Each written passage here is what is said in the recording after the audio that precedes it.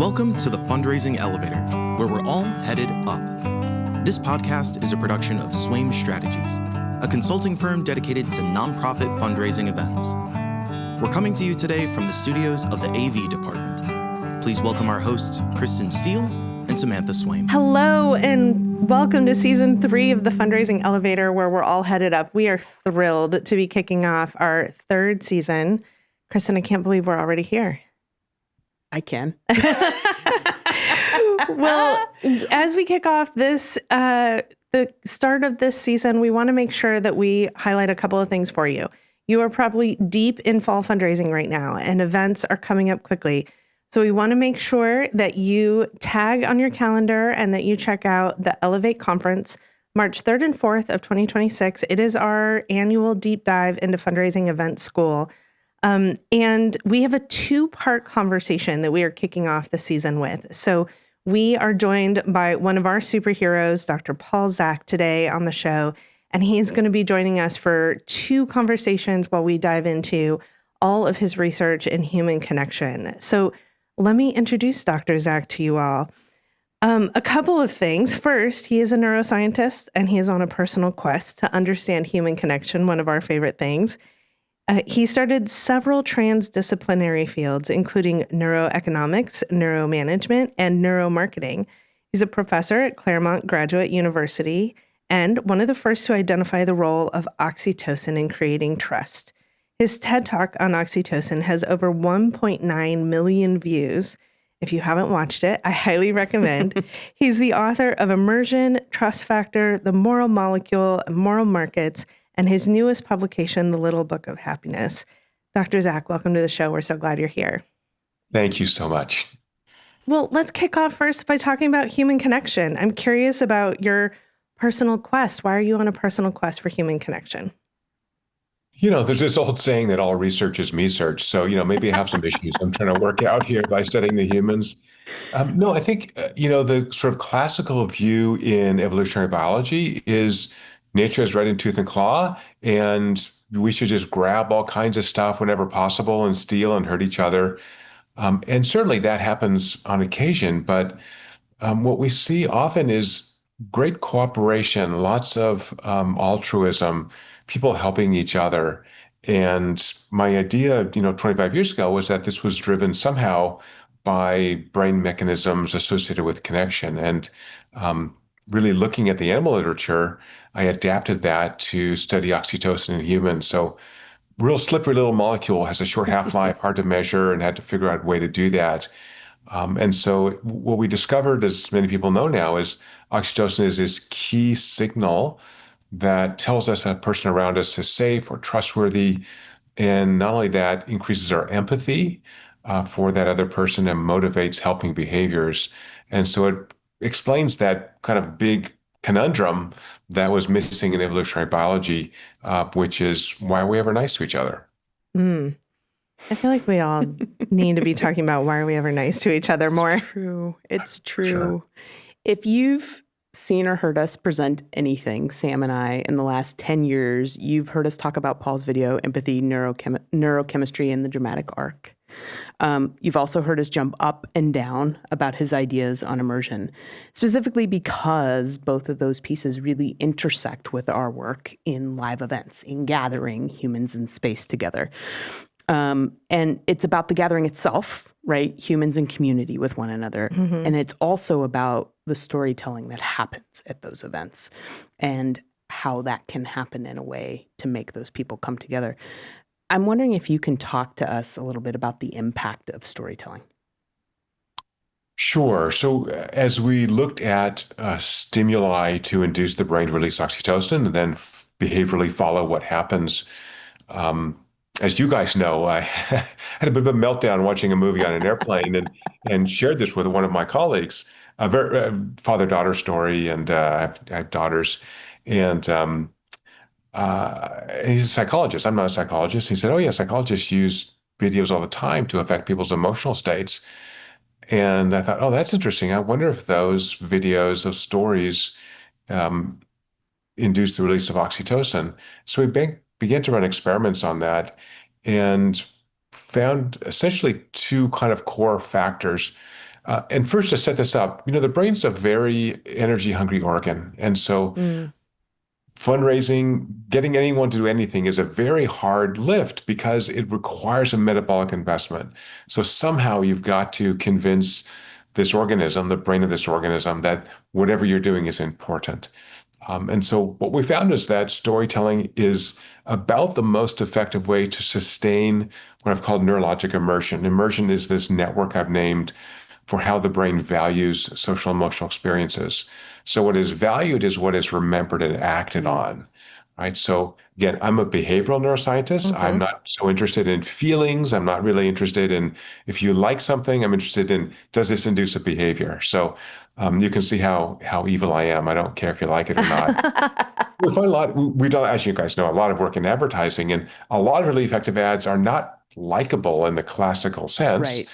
But they're like, they kind of put this little bug in your brain, and it's that bug we call immersion that goes, oh, this is really important to me right now. So from a live event space, from a fundraising space, story is a really effective way to convey information, to sustain that emotional commitment to value this experience. And we could think of sort of three dimensions for that, and the fourth would be live. Sorry, I'm going to go on a little bit of a rant, but you asked such a good question, I want to answer it fully.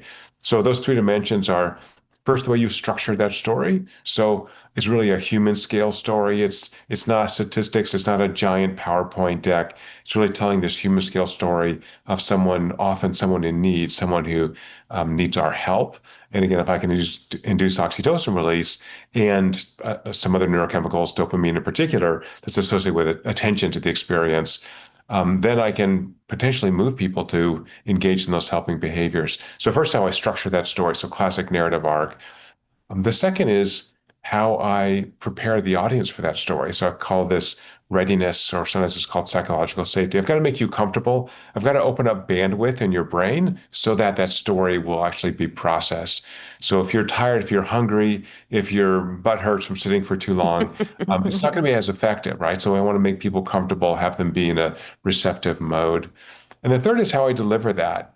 So all of us have been to way too many conferences with some dude who's just droning on, and you just want to stick needles in your eyes.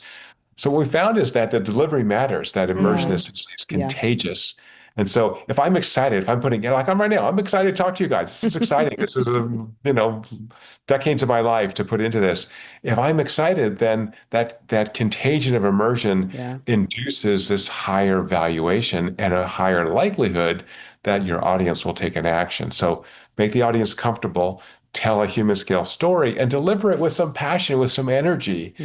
This is why sometimes I'm having individuals who are part of that group that you want to help, a patient, a child, someone who can actually relay that story or be part of that story, be on stage, is a really effective way because, again, facial expressions, our voice conveys so much emotion, and most of this valuation network comes from this unconscious emotional response that it invokes when we hear a story.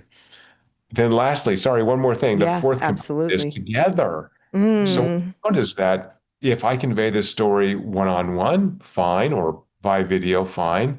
But if I do it in a group, we have this, again, this contagion effect where the audience now kind of infects each other with more emotion. So if we're shoulder to shoulder, for reasons I can guess, but I don't know for sure, that we get a greater immersion response than the same story delivered by video or just on a one-to-one person. And this is kind of interesting because we thought, well, one-to-one, we're talking about relationship building. If I talk to my key donor and sit down with him or her and talk about what we're doing, isn't that more effective?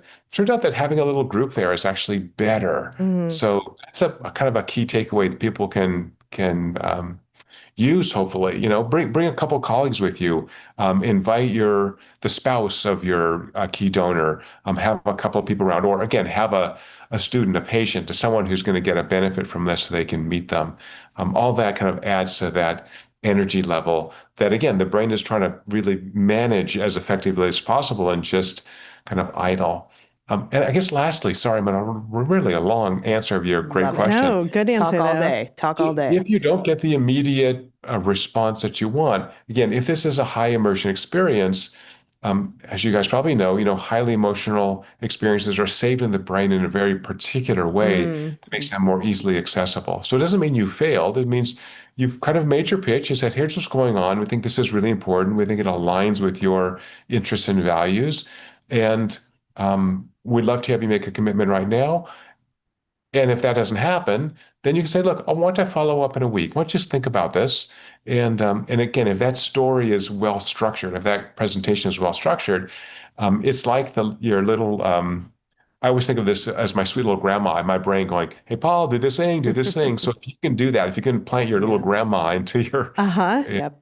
your donor's brain, then he or she will again remember that, particularly when you recall that, hey, remember, it was great to have lunch with you last week, and we talked about our children with brain cancer, and we're starting raising money for this new center, and we'd love to be a part of it. And that's going to bring back just that little trigger, that kind of prime will bring back the full story that you gave them. So I think it's an ongoing process. And I do fundraising. I'm in a Mm-hmm. nonprofit as well, as like you guys are. And there's no coercion, right? So in Right. my book Immersion, there's a whole chapter on whether it's ethical to actually try to persuade people to do something. But we're social creatures. We persuade each other all the time. Yeah. I've been 30 years. I'm still trying to persuade my wife to stay married to me. I still have to be nice to her, right? So, and vice versa, I hope. So that's what we do. So it's not unethical for fundraisers to talk to people, to ask them if they would like to help. We're social creatures. We tend to want to help people. That's part of the way our brain developed, and it's why we're so social. Well, in that answer, you gave us a whole bunch of pieces that I want to dive into a little bit, because I think in the fundraising world, we're always looking at how we do the most with the least. And we're trying to figure out how our effort and our attention to our donors yields the biggest response. And we found that in your work, there were so many key tactical solutions, because so much of your work dials into how do we make someone a forever fan, right? Like, how do we bring them into Yep. our world, our product, our cause, and really move someone to stay attached to us.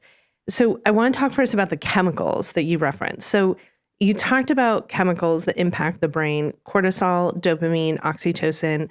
You call oxytocin the moral molecule. You have an entire book about oxytocin. Can you just, for the layman who hasn't spent a lot of time diving into neuroscience, can you just talk to us a little bit about those chemicals and what impact they have on our thinking and our feeling and our beliefs, and sort of what they do to the brain? Small Yeah, question. I'll try to do it without any jargon. So, well, what we found is that to influence someone to take an action, okay, I'm a behavior guy, so I'm not interested in your self-reported feelings. Although it's nice if you enjoy the time together, and that's all good. But again, I'm an action guy. Um, the first thing you've got to do is capture attention. And so that attention is an arousal state. Again, the brain's trying to just idle and modulate that energy. And so that's associated with the action of a neurochemical called dopamine binding to the prefrontal cortex. So for listeners who have ADD or have kids with ADD, the standard drugs for ADD, Ritalin, Adderall, increase exactly that, dopamine in the prefrontal cortex, and that's why you get greater attentional responses. So the first thing you've got to do is capture attention. Again, Mm. this lazy brain is just trying to chill out, and now you enter the room, and you've got to do something that stimulates that attentional response, right? So I think oftentimes in the fundraising world, we start really easily. Again, I want that person to be relaxed. So a meal is a great way to do that. A meal Yep. is very relaxing physiologically. So now what do? Well, I've actually got to open hot, right? So I've actually got to say, hey, thrilled you're here. We have a big problem. We have a problem we need to solve now, and we want to get you involved in it. Oh, okay. Well, holy crap. I was eating my lunch, and now I'm finished with dessert, having a coffee, and something's happening, right? So I think for people listening, don't be afraid to kind of be a little bit aggressive on that open, because from a neuroscience perspective, if you're too soft on that opening, then you don't get this kick in of the dopamine effect. You need Mm. that present response. You have to have that person be present. So we found is that oxytocin alone is not enough. The first thing that's got to happen is I've got to kick you in gear so that your brain, if you tell me a good story, will subsequently cause a release of oxytocin that induces that empathy response and a desire to help. So open hot, and now use your storytelling. Use, by the way, I'm a big fan of props. You mentioned my TED Talk, which is very nice. The TED people really like props. I think props are a great way to mix it up.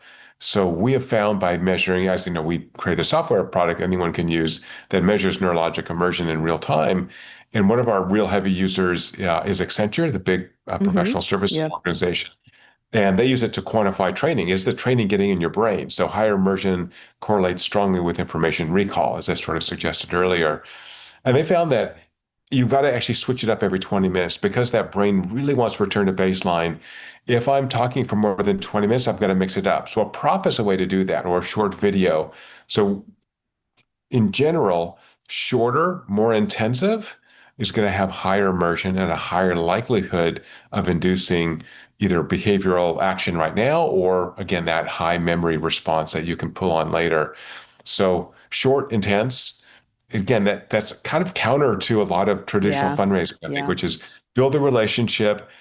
Again, this is easier when you have a relationship with the potential donor, but you really got to put it out there. This is sales, and you've got to sort of ask for the sale and make a strong case for this. Again, not too strong, right? If you go too far, it becomes aversive, and now you stress me out. So that's where experience comes in. That's where guidance comes in.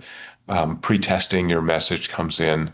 Practice it. And I think it's all the pros are really good at providing these storytelling messages. The ones I've worked with are some of them are amazing. But I think it's still, if you have a new pitch, try it out, try it on your friends, try it before you take it to a donor, get it to be really tight and then get some feedback. By the way, just a quick aside, you have about 10 months to, when you're giving a TED Talk, right? You have to memorize 18 minutes. Yeah. And I workshopped it for all that time. And anyway, I think a couple of weeks before I was practicing with a bunch of friends, so 2 or 3 times, give me feedback, right? So rehearsing, really important. And one of my dear friends who, sat through this many, many times, she said, "You're stressing me out because your hands are you're so worried about finishing all the words you've written and memorized that you're just not relaxed." And so I think if people watch that TED Talk on stage, I look pretty relaxed because I have done it so many times. It was just like natural. So you are performing, and just like you would want to, if you're an actor on stage, you want to practice this. Don't have your hands clenched. Don't be stressed. You've done this a million times. Just relaxed. And, it is a numbers game, fundraising. And so anyway, my knees were shaking when I first got on the stage. So I've spoken a million places. But I got the first laugh and then it all went fine. So, think about that. Think about making that audience comfortable as well. Open hot. You always want to get them going, but then have something that lets them just flow into the story you're telling. Yeah. I think you've touched on a few things that I want to underscore for folks, even just in your example of that TED Talk, 10 months, right? Time is an element of well-crafted things when we think about, I think often our fundraising friends, when they're planning their event, the program piece, the story piece is the last piece they start thinking about, and they think about it up against a deadline. And so that truncates their ability to really think through, where are the hitches? Where are my hands clenched? Where, how am I engaging folks? I think sometimes also we take for granted what people understand a well-crafted story looks like. So I'm wondering if you can, from the brain perspective, because it all attaches, right? We have dramatic arc in our body, in our DNA, and in what we do. But I think, what does a well-crafted story look like so that folks can start thinking about that architecture and how to move their stories into that space? Yeah, a great question. There's can I use one semi-bad word? Am I allowed? Of course. So Use them all. I taught a course. My university asked me last year to teach a course on how to write your dissertation. So that's storytelling for big people. Yeah. Because I've had over 100 PhD students go through my lab, and I've got optimized, how to do this. And the writer, Stephen Pressfield, wrote a wonderful little 120-page short book called "No One Wants to Read Your Shit." Start with that. Yeah. So it's a great little book. You can get it for, I don't know, 10, $12 on Amazon. Start with no one actually wants to hear your story. Let's presume that. How do I break through that? Right. So if Yeah. you've got someone they're talking to, live in person, they've made a commitment because they're meeting you for sure. So the first thing is I want to tell an effective story. I don't want to wander. As Sam said, you want to practice this a lot. I want to have a very tight, organized story. So the story components are introducing characters. Um, Often they're in an unusual setting. That's a good attention grabber. I need to get that attention first. And then have them go through some kind of crisis, generate tension. That evolving tension is very important. Again, I've got to make an emotional case. That decision is emotional Yeah. largely on making a donation. And so I've got to illustrate how important it is. So I think of the storytelling affecting behavior as a sort of monkey see, monkey do, right? Yep. I see humans who are doing this thing, they're having a crisis and they're working it through. And then a donor comes in, or then an institution comes in and helps them resolve this crisis they're in. And then that donor can see himself or herself in that setting and say, "Oh, I understand." You don't have to say that explicitly, but they will understand that, there is an important role for institutions, for organizations, and for individuals to be able to step up and help resolve this. So, human scale story with real emotion, and it's hard. So I'm again, just sort of full disclosure. I'm not a super emotional person. I'm kind of emotionally flat, and that's okay. If you're in a car accident and you're bleeding out, I will save your life. That doesn't bother me. I don't freak out about things. I'm also not going to cry at movies very much. I do occasionally, but I'm just not my thing. And so you have to think about, how to engage the emotions of someone who may be a potential donor. What does he or she really care about? What have they Yeah. obviously given to in the past in terms of fundraising? Um, what's most important to them? What's their personality like? So I talk in the immersion book about kind of matching that story to personality types. So again, because I'm a thinker, I'm in my brain, I'm an introvert, right? I'm going to respond much better to this kind of very rational story. Like every dollar we raise can save, 8 lives of children in Africa or whatever. Okay, that's very rational. That's kind of the way my Yeah. brain works. I still want a story to talk about these African. I just got back from Africa and it was in Uganda, and amazing beauty, amazing place, and amazing poverty, Yeah. and also a country that's, by the way, doing very well, and that poverty is reducing every year, which is wonderful. But you have to be able to put yourself with a film, with an artifact, with a story, with a person in, I saw schools that had no lighting. They had dirt floors. They had desks that were handmade. And you see children who are in uniforms with bare feet in, dirt floor. And you think, I mean, like, God bless them. They are working so hard to get educated, to improve their lives, and they have so few resources to do it. They don't have enough teachers. The buildings are terrible. And yet they have uniforms. They're sitting up straight. When we visitors came, they spoke to us in English, and they sort of had a script. People visit them all the time, so it was just beautiful. And we made donations, of course, right? We're visiting their a little rural school, and we're there to help. And so, I think having that richness of that story, if I was trying to get you to raise money for Right. Ugandan school, I would enrich that story. I would talk about a little girl or boy that I met, and how they live, and how their family sacrificed to get them that one uniform that they have to wash every night in the morning, how far they have to walk to get to school. All these are true statements, by the way. I'm not making this up. And so I think that authentic story, that's human scale, that illustrates an important human need for people who have some ability and means to give. I think it's a really way to engage them as something that's going to make them feel good about themselves. And by the way, as you know from the research on giving, people who give are generally happier. Yeah. They tend to have fewer health issues. They're more pleasant to be around because they feel good about themselves. They've done something important for the world. And as social creatures, nature isn't red in tooth and claw for us. We're so, privileged to be in a situation where we can help other people. And when we recognize that and how important it is to our own psychological health, yeah, we can tell our friends and whatever. And it's, if you want to brag about giving money for a building. I mean, I guess that's fine. But, I think for many people who give, it's quiet. They don't really want recognition. They have some means and the ability to help. And that's such a beautiful thing, right? Yeah, it is. Well, as we dive a little bit further into storytelling, we're going to take just a quick break.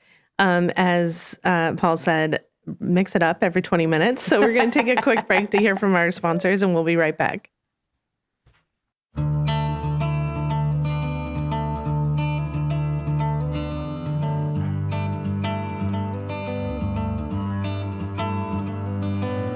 Ready to take your fundraising to the next level? Need to get unstuck in your event planning? Now's your chance to connect directly with the experts behind the fundraising elevator. Book a one-on-one consulting session with Sam for strategic planning and fundraising strategy, with Kristin for your programming and storytelling, or Mary for your registration and data tools. They're here to provide you personalized answers to all your event questions. Don't wait. Raise more at your next fundraising event. Book your session today at swaimstrategies.com. You can also find the link in our show notes. Welcome back. We are here with our hero, Dr. Paul Zak. We are talking about stories and the brain and all good things for fundraising. Do stories make humans more empathetic? An effective story increases what's called empathic concern. So empathy is sort of sharing of cognitive or emotional states. Empathic concern is particularly this sharing of an emotional state with a desire to help. And I think that's one of the real outstanding things we found over the last 20 years looking at storytelling is that when we see this peak immersion experience, so dopamine response, oxytocin response, it says, oh, this is really important to you, the organism. And that's facilitated it's facilitated physiologically, but the feeling state of that is one of empathy, that now I feel connected to the experience of this person who is suffering in some way. And again, I think it's very interesting that humans, it happens a little with other animals, but humans in particular have such an interest in caring.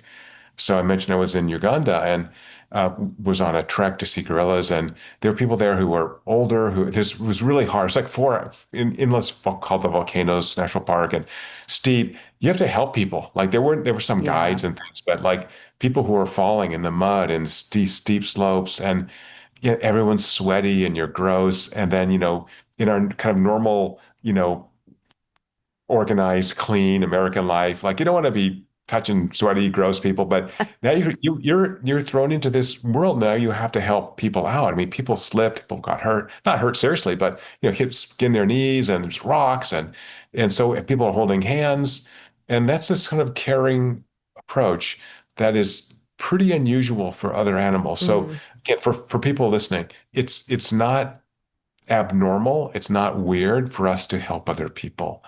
And we can do that directly, holding someone's hand who's falling, or we can do it indirectly by giving money or time or volunteering. It's a very natural human endeavor. So I think sometimes some of the fundraisers I've spoken to think, oh, it's kind of forcing people to give money. No, first, I can't force anybody to do anything, I don't think, as long as they're cognitively intact and they can say no and there's no gun to their head. But you're giving them an opportunity to do something really human, really important. And that sense of empathy, that sense of connection to others, that emotional connection is super valuable. So one argument I make in the immersion book is that the more we have these peak immersion experiences, the more we train our brains to be present and emotionally open. And again, people who are present and emotionally open are more pleasant to be around. They have deeper, more powerful relationships. They live longer, happier, and healthier. So think of fundraising as part of this continuum of activities that people can engage in that are very psychologically and physiologically helpful to themselves. So it's not only that it's good for the organization, it's actually good for the donor. Yeah. And if we don't present them those opportunities, right. someone you have else to make will. the ask. I mean, Someone you else have to make will. the ask. Yeah, that's right. So I think there's some tension. I would love your feedback on this because I'm not a fundraising pro at all.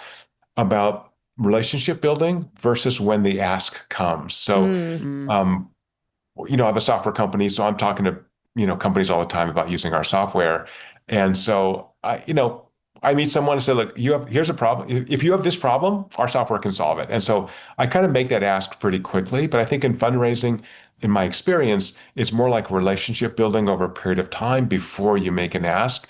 Is my view correct or no? I think it Help me depends on the understand. size of the ask Yeah. sometimes. Often there are some lower level engagements and lower level asks that get made to gauge people's interest in the cause. And then sort of a period of cultivation and relationship development can happen. And then you're continuing to move the needle on the size of that ask and figuring out what they're responding to, what stories you're telling them, what compels them towards your cause, and what that looks like is sort of some of my immediate thoughts. Sam? Yeah, I want to dive into the moment we Yeah. ask at events, because in that moment, there's sort of two things at play. There's the donor that we have a deep relationship with, that typically is a larger donor who is already very integrated into the work. And then there's the new donors that come in that moment and show their interest and express their interest. So we've taken a lot of your recommendations and study and science and applied it to what we think is the most important element of the event. So in a fundraising environment, we want to make sure the guests are comfortable, that they're seated, that they're attentive, that they're focused, that they already have some storytelling about the work of the organization so they understand what we're raising money for, who we're raising money for. But then we have this moment where we get everyone focused, we bring the lights down, and we tell them we have an important story to share. We then bring up a video that is a short 3 to 4 minute video about a single story of impact on a very traditional narrative arc where they have a want or need or a desire. They're in search of it. And the organization is really the change agent that has made it happen for them. Then we bring the lights up and we introduce that person as being a real person in the room, and we bring them to the stage.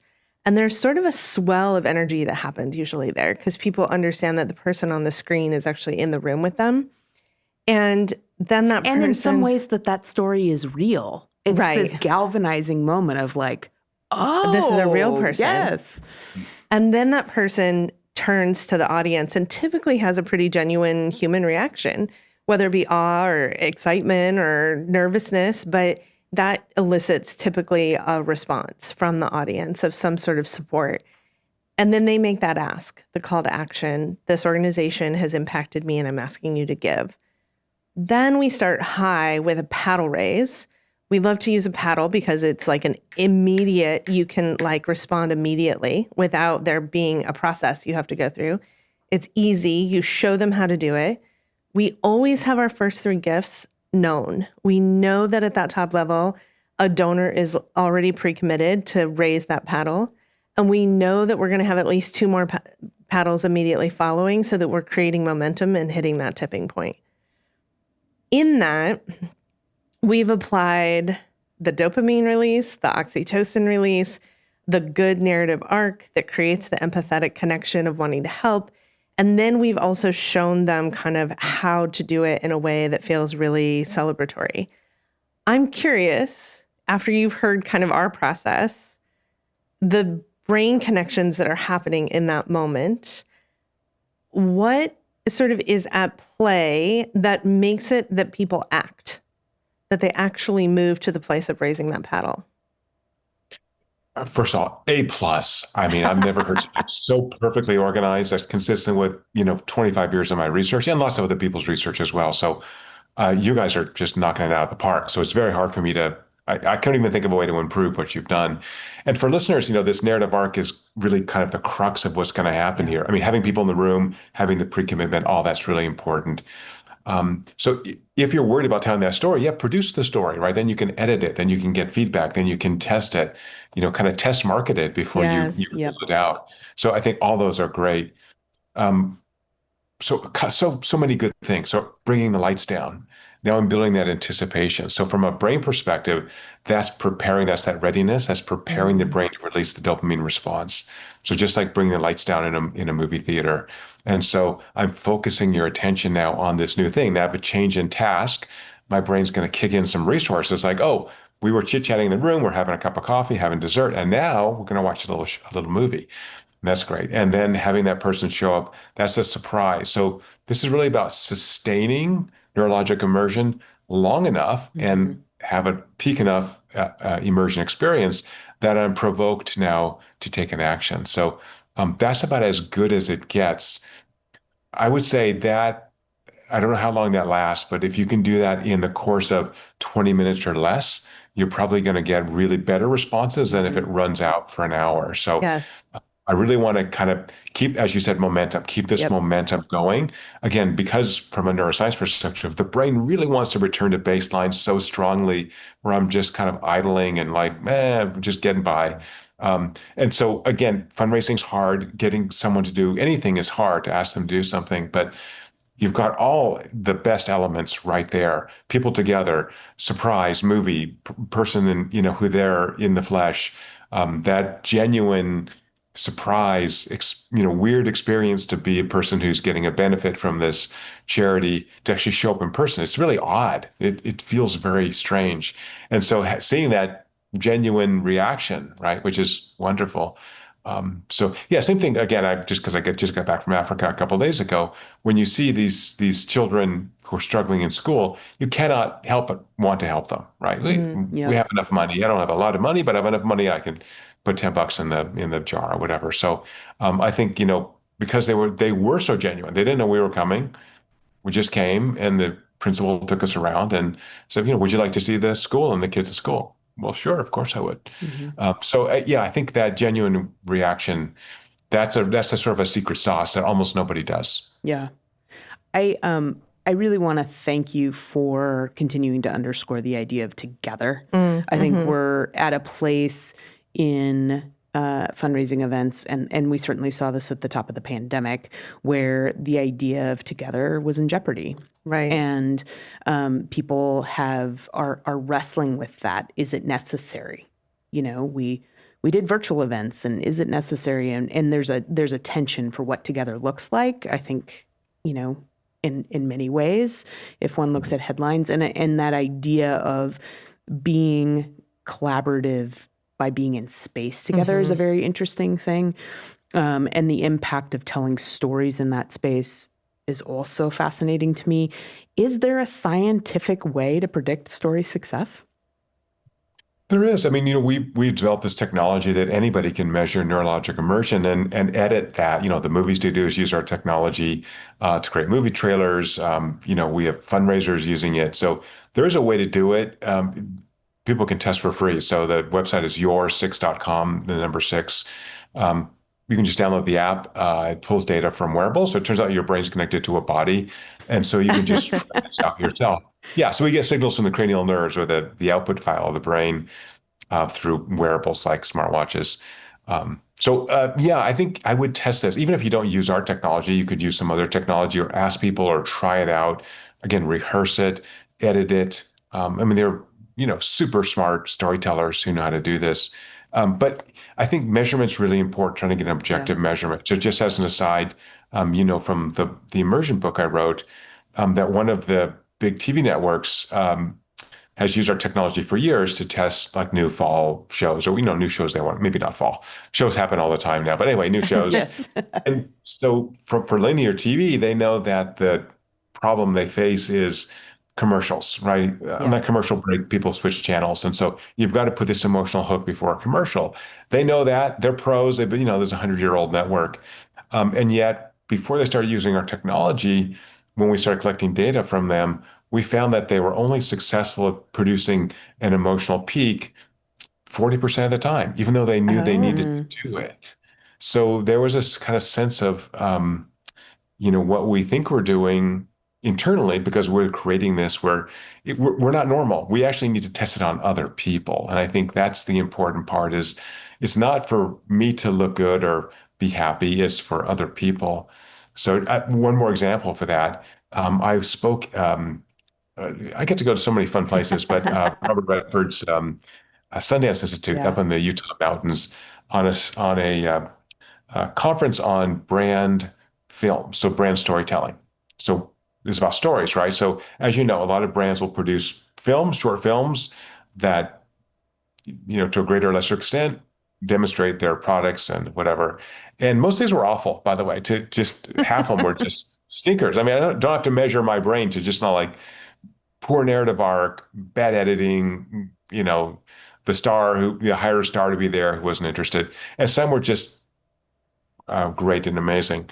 And so, again, knowing what to do and doing it are different Yeah. things. And so I think we all need feedback. We're all imperfect. And if we come in humbly, so it could be one of those big donors. It's a great way to kind of co-create and say, hey, Mr. Smith, we're going to have this big event. And here's the film that we kind of a rough of this film. We'd love your feedback. Well, think how honored if he or she has the time to give you, it's a 3-minute film. Could you watch it and give us feedback? Do you think it works? Does it not work? Also, small spaces are better. So let's talk about some cheats.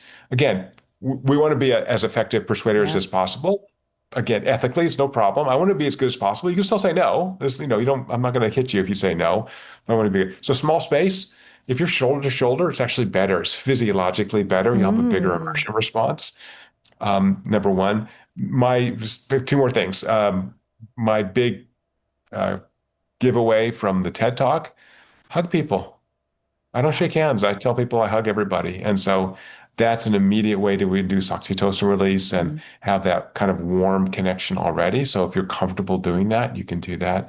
I can do it because I have gray hair now, so I'm not offending anybody. And the third is literally today we published research looking at using virtual reality in education for nurses. So it turns out that empathy for all clinicians, including nurses, improves patient care and also improves job satisfaction when you're able to be connected to that patient story. And we compared, since you talked about, this kind of virtual events, a 2D film versus a VR film. And we found the VR film had 60% more peak immersion, that it just grabbed the brain a lot more. Wow. And increased empathic concern. And that induced, when you had higher empathic concern, people volunteered to help out for a new experience. And so there's that pathway. High, peak immersion experience induces empathic concern, which causes an observable action. And so I think that's the pathway fundraisers should think about as well. Yeah. I love that we've been working with Hungry Mantis, which is a VR production company, and they do specifically just nonprofit fundraising stories. And their work is pretty incredible because you often get to go somewhere and see something you wouldn't be able to feel like you could experience another way, including, even make-believe places, right? They, or maybe not make-believe, but places we can't go yet, like Mars. They were doing a project that was all about how to immerse people in the potential of the research they were doing on Mars. So it was a cool way to be able to see something that you wouldn't have been able to just like walk into the door of and see. Yeah. Well, So I would say, that's fabulous. I would just say, if you're doing VR, do it at the event. Don't hope someone has a headset or mail them a headset. Exactly. Again, you still want that togetherness, right? So, hey, we have this amazing experience for you. We do some storytelling. Again, it doesn't have to be storytelling in mass. We have 3 headsets, and so we're going to move those around so you actually can experience the thing that we're really interested in talking about today. And so I think having that togetherness, still works. Yeah. I love that. Well, we're going to take a short break. And when we come back, I want to have Dr. Zach explain a little bit about his work with immersion, because next week's episode is going to dive deeper into that work. So we'll be right back. Great. Ready for your hard work to yield more funds at your next event? Join us at Elevate, a nonprofit fundraising event conference designed to bring our community together and make planning successful events easier. Register today for this hybrid conference on March 3rd and 4th, 2026 in Portland, Oregon, or join us online from anywhere. This isn't just another conference. You'll walk away with battle-tested strategies, hands-on tools, and proven templates that top fundraisers use to raise millions. Your mission deserves fully funded success. Register today at swaimstrategies.com. Welcome back to the Fundraising Elevator, where we're all headed up. Tongue twister today.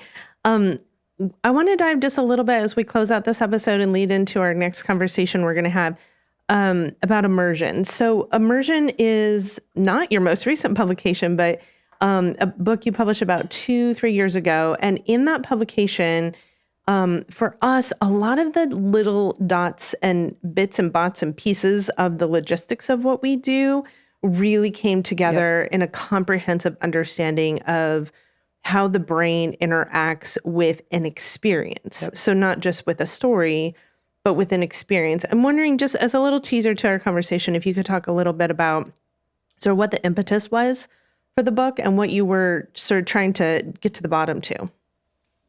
Oh, great. Yeah. This was, eventually it all comes to money.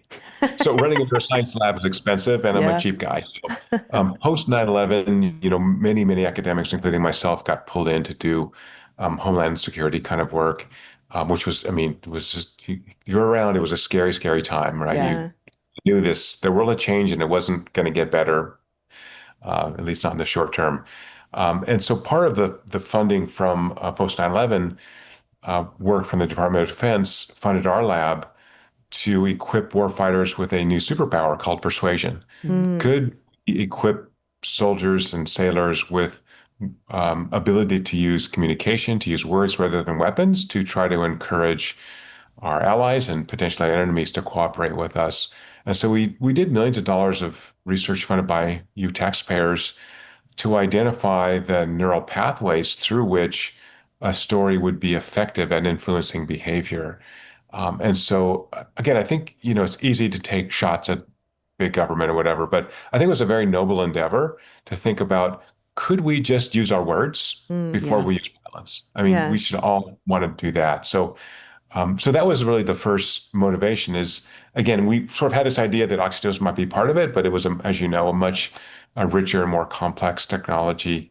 And then, developing tools that, at first, warfighters could use, but then eventually that anyone could use to create better experiences. And we all want great experiences at a restaurant, going to the movies.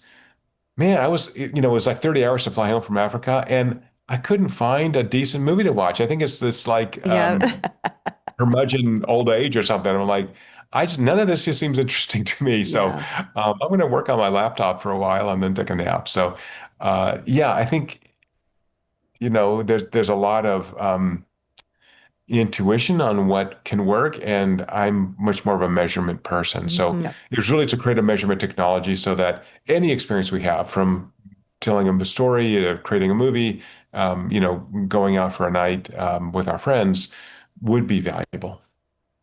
Well, I'm excited in our next conversation to dive a little bit into how we adopted the CERTA sort of framework that you developed in that book, because it totally emphasized what was working, what we knew is sort of intuitively what was working, and put a lot of science behind it.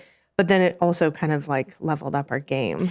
So thank you for joining us today. We're going to wrap up this episode, but we're going to continue talking. And we hope folks will tune in next week to learn a little bit more about your work with immersion and happiness. So thank you for joining us on the Fundraising Elevator. We look forward to seeing you all next week. The Fundraising Elevator is produced by Swaim Strategies at the studios of the AV department. The program is produced and directed by Steve Osborne, with audio engineering and original music by Dwayne Anderson and Heidi Christensen. Video production by John Collier. Graphic design by Pendulum Creative Group. And voiceover by Josh Boykin.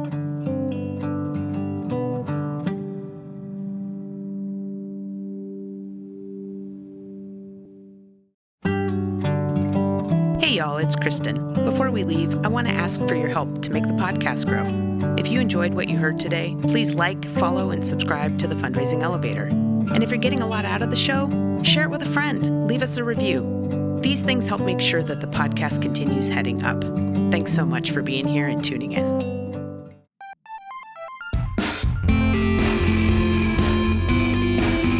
Are you ready to engage supporters and grow your base with your own podcast? Then let us introduce you to our partners at the AV department in Portland, Oregon. In addition to delivering exceptional live event audiovisual production and videography, they also have a top-tier production studio and an expert team ready to take your content ideas to the next level. Contact the AV department to schedule a consultation and start bringing your podcast vision to life.